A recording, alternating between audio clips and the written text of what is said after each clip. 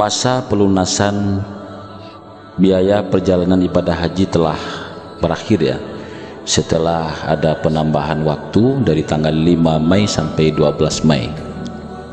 Tapi ternyata masih juga jumlah yang jamaah yang melakukan pelunasan itu belum sesuai dengan kuota yang telah ditetapkan.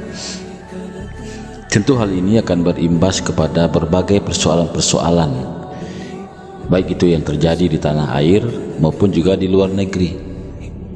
Karena seluruh jamaah kuota sesuai dengan kuota itu telah di booking, baik itu hotel, akomodasi, transportasi dan sebagainya.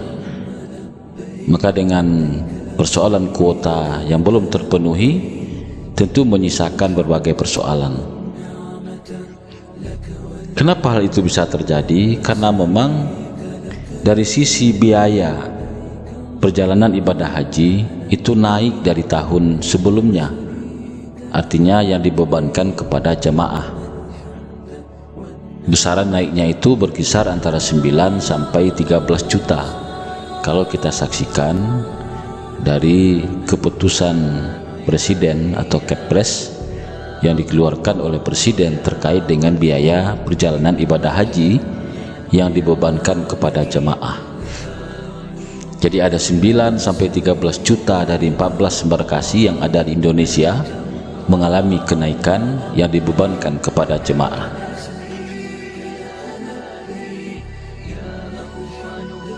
Dan berikutnya, belum terpenuhinya kuota yang melakukan pelunasan, itu ada istilah wait and see, menunggu dan melihat apakah akan ada lahir keputusan atau regulasi yang ditunggu-tunggu oleh sebagian besar jamaah.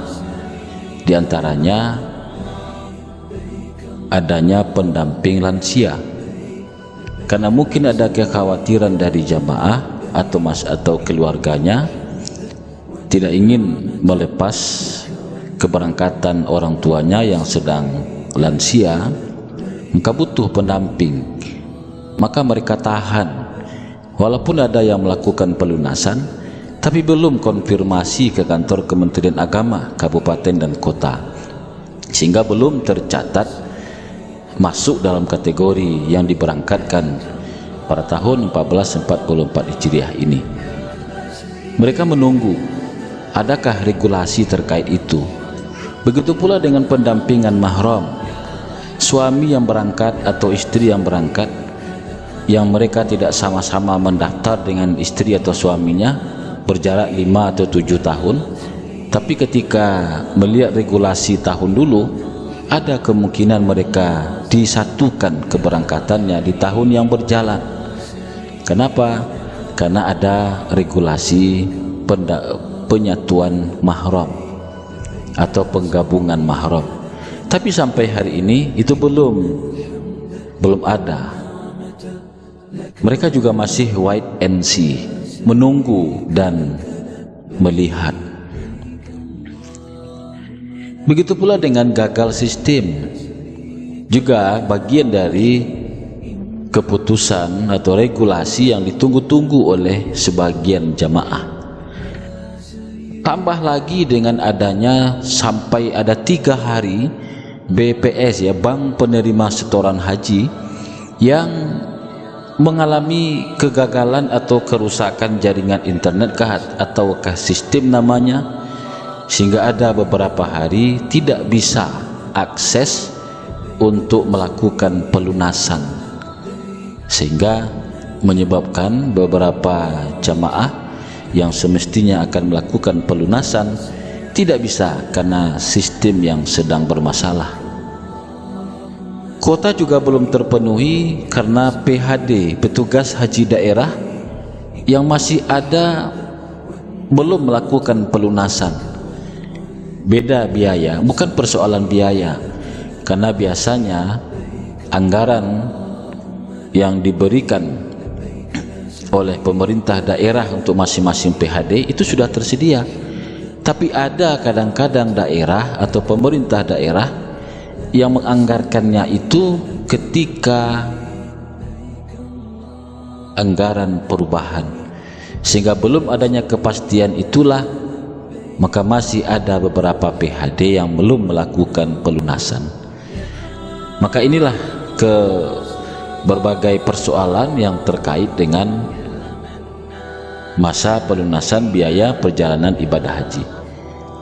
Persoalan terkait dengan pelayanan jamaah haji muncul berikutnya terkait dengan adanya ketentuan biometrik melalui Saudi Biovisa, bahwa beberapa hari menjelang keberangkatan ternyata masih ada juga jamaah yang belum lengkap atau belum selesai biovisa hajinya melalui aplikasi Biovisa Saudi. Banyak persoalan yang terkait ini, penyebabnya karena alat atau HP yang kurang canggih, atau lama prosesnya membuat jamaah kelelahan, atau mungkin setelah selesai pun ternyata gagal sistem. Nah, ini juga menjadi persoalan yang mesti dicarikan semacam evaluasi di tahun-tahun yang akan datang. Barangkali ada penyediaan HP yang canggih di setiap kabupaten kota sehingga proses bisa cepat, 3 menit selesai. Itu harapannya. Nah, persoalan berikutnya juga muncul kalau seandainya kuota tambahan 8.000 untuk Indonesia itu kita terima. Kenapa? Karena jelas ketika diterima oleh DPR, ditetapkan oleh Presiden dan seterusnya, sehingga tentu saja pemerintah harus mempersiapkan segala sesuatu terkait dengan pelayanan 8.000 kuota tambahan ini untuk Indonesia, mulai dari akomodasi, transportasi, konsumsi, itu diulang lagi baik di tanah air maupun juga di Arab Saudi. Konsumsinya bertambah, hotelnya juga bertambah, bahkan mungkin jadwal pesawat pun juga akan diatur ulang. Kenapa? Karena mengingat masa perjalanan haji masing-masing individu itu 42 hari. Nah, sehingga ada mungkin yang dipadatkan pesawatnya atau mungkin ditukar pesawatnya. Belum lagi petugas. Untuk 8.000 jamaah itu membutuhkan petugas haji yang tambahannya cukup besar. Kalau 8.000 dibagi 400 saja itu dapat 20 kloter. Maka itu membutuhkan petugas 100 orang tambahannya, petugas yang mendampingi jamaah, 3 dari tenaga kesehatan dan 2 dari ketua kloter, TPHI dan TPIH. Belum lagi penambahan petugas yang berada di Arab Saudi. Maka konsekuensinya dengan penambahan kuota 8.000 itu menyangkut juga dengan hal ini. Belum lagi akomodasi, transportasi dan sebagainya. Tambah lagi dengan persoalan nanti di Ar-Musna, Arafah, Musdalifah dan Mina. Dengan tambahan 8.000 jamaah ini cukup menyulitkan tatkala Arafah, Musdalifah dan Mina itu tidak terlalu signifikan perubahannya, bahkan tetap seperti itu juga wilayahnya, sehingga pelayanan-pelayanan pun juga akan berimbas. Setelah kita hitung-hitung sebagai praktisi haji, maka masing-masing jamaah itu hanya punya wilayah di Mina itu hanya 0,78 meter, artinya tidak sampai 1 meter. Sekitar 1 helai tikar solat lah. 1 helai tikar solat yang kecil itu ukuran. Ditambah lagi nanti dengan kopor atau tas jinjing jamaah yang kalau tahun dulu itu bentuknya seperti kain yang bisa dijadikan bantal. Tapi kalau dengan lihat kondisi sekarang, tas kopor itu fiber, maka itu akan memakan tempat juga.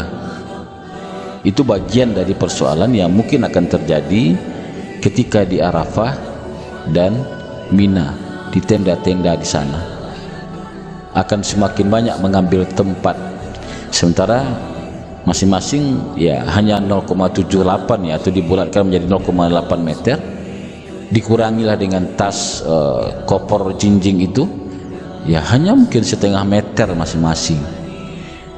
sehingga ya sangat banyak ya terjadi persoalan saling berbantah-bantahan, ketidakpuasan, mendongkol hati tatkala disuruh oleh petugas untuk bergeser memenuhi tempat yang ada di tenda-tenda tersebut.